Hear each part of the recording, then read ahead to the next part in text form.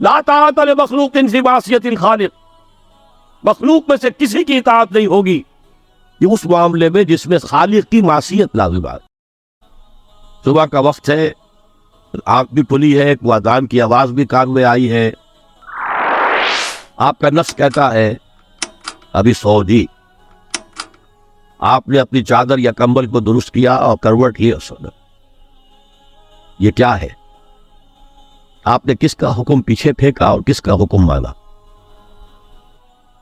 تو مولانا روم کہتے ہیں میرا نفس بھی اس سے کمتر نہیں ہے، وہ کہتا ہے یہ جسم میرا ہے، اس پر میرا حکم چلے گا، میں نہیں جانتا کون اللہ کون رسول، کیا حرام کیا حلال۔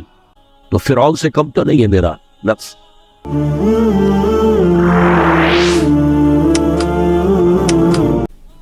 اللہ کے سوا کسی اور کی اطاعت جس سے اللہ کی معصیت لازم آتی ہو شرک۔ لا طاعت لمخلوق فی معصیت الخالق، مخلوق میں سے کسی کی اطاعت نہیں ہوگی یہ اس معاملے میں جس میں خالق کی معصیت لازم آ رہی۔ ہاں، خالق کے احکام کے اندر اندر والدین کا حکم بھی مانو، اطاعت کرو،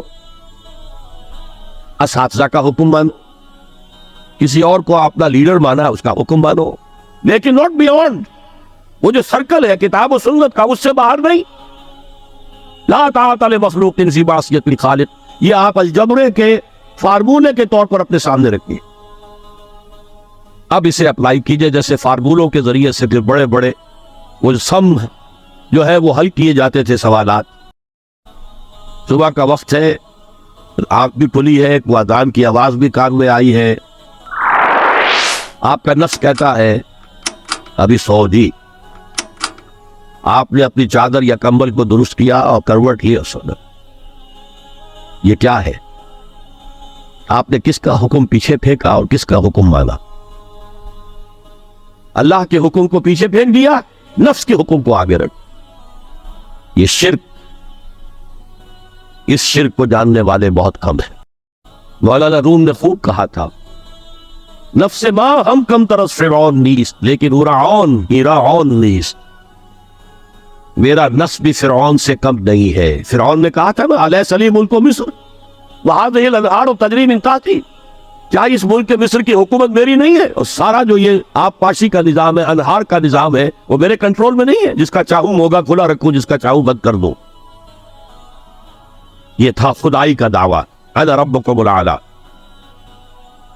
تو مولانا روم کہتے ہیں میرا نفس بھی اس سے کمتر نہیں ہے، وہ کہتا ہے یہ جسم میرا ہے، اس پر میرا حکم چلے گا، میں نہیں جانتا کون اللہ کون رسول، کیا حرام کیا حلال۔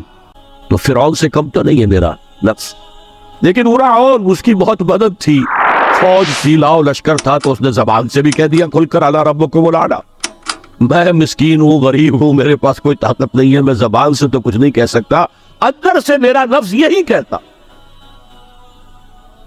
یہ نفس کی حکومت قرآن کہتا ہے، میں حیران ہوتا ہوں، دو جگہ یہ مضمون آیا ہے، ارأیت من اتخذ الہہ ہواہ افانت تکون علیہ وکیلا۔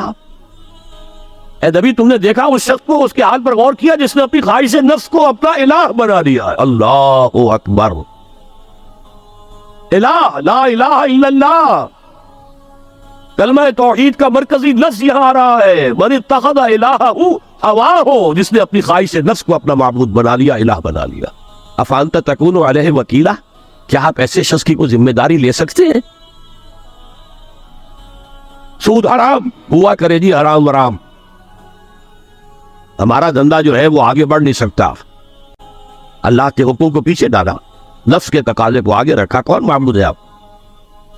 نام عبداللہ رکھیے، نام عبد الرحمن رکھیے، اے عبد النفس، نفس کے بندے، نفس کے غلام۔ یہ میں نے یوں سمجھئے کہ جیسے میں نے ہجرت اور جہاد کی ڈیفینیشنز کی تھی، ہجرت کا بیس کیا ہے؟ پوچھا گیا ایو الہجرت افضل یا رسول اللہ، اے اللہ کے رسول بتائیے سب سے اعلیٰ ہجرت کون سی ہے، افضل؟ فرمایا ان تہجر ما کرہ ربک، ہر اس چیز کو چھوڑ دو جو تمہارے رب کو پسند نہیں۔ آج رات ہی سے آپ ہجرت شروع کر سکتے ہیں۔ جائزہ لیجئے کیا کیا چیزیں میری زندگی میں خلاف شریعت ہے، جو اللہ کو ناپسند ہے، فیصلہ کیجئے کہ آج کے بعد نہیں ہوگی، ہجرت شروع ہو گئی، افضل الہجرہ، سب سے افضل ہجرت شروع ہو گئی۔ لیکن ٹاپ پر لے جائیے تو یہ ہجرت جب اللہ کے دین کو قائم کرنے کی جدوجہد اس مرحلے پر آ جائے کہ اب باطل کے ساتھ ٹکراؤ ہے اور اب چاہیے کہ ساری قوت ایک مرکز پر جمع ہو جائے، ہجرت فرض کر دی گئی، وہ ہجرت گھر بار چھوڑ کر، اہل و عیال کو چھوڑ کر اور مکے کے بھیڑیوں کے رحم و کرم پر چھوڑ کر اپنے گھر والوں کو جو لوگ ہجرت کر کے آئے، حکم تھا، ہجرت مدینہ فرض تھی، ہجرت حبشہ فرض نہیں تھی، صرف اجازت تھی کہ جن سے سختیاں نہیں جھیلی جا رہی مزید وہ چلے جائیں۔ تو ہجرت کا یہ ابتدائی نقطہ، انتہا یہ المجاہد من جاہد نفسہ، جہاد تو یہاں سے شروع ہو گیا، اپنے نفس کے خلاف جہاد کرنا۔ صبح نفس نے کہا بھی سو جاؤ، آپ نے نفس کی بات کو رد کیا، اپنا کمبل اٹھا کے پھینکا، اٹھے، وضو کیا، نماز کے لیے آپ مسجد چل دیے، آپ نے جہاد کیا نفس کے خلاف، یہ افضل الجہاد ہے۔ اور سب سے چوٹی اوپر یہ ہے کہ جب وہ حق و باطل کی جنگ ہو، جان ہتھیلی پر رکھ کر میدان میں حاضر ہو جاؤ۔